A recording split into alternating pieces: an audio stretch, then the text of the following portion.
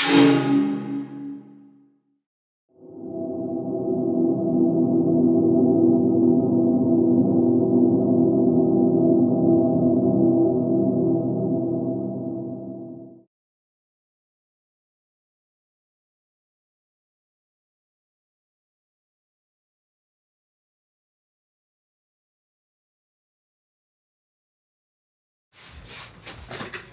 kan du få din egen stol, hvis du køber den nu.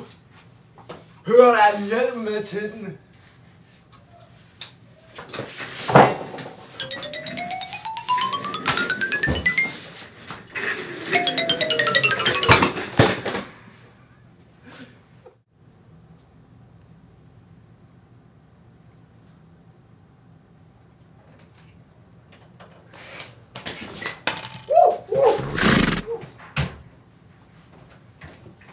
Er du træt af, at folk kommer og forstyrrer dig, når du sidder kunstnerisk med dit hår? Nu kan du få Talent Processing-skiltet.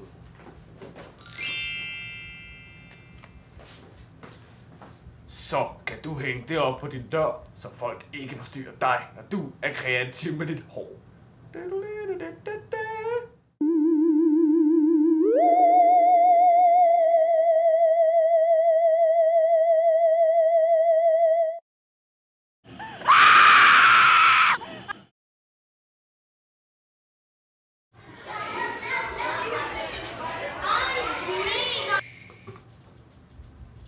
Nu skal vi høre en historie.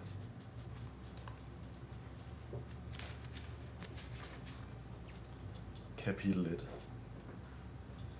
Publikum var helt vilde efter Hannah Montana-koncerten, men det eneste Hannah kunne tænke på, var at komme ned fra scenen og få sin paryk af.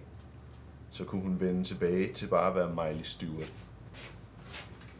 Miley var enormt glad for, at hun ikke havde fortalt sine venner, at Hannah Montana, popstjernen de alle sammen var helt vilde med, egentlig var hende i forklædning.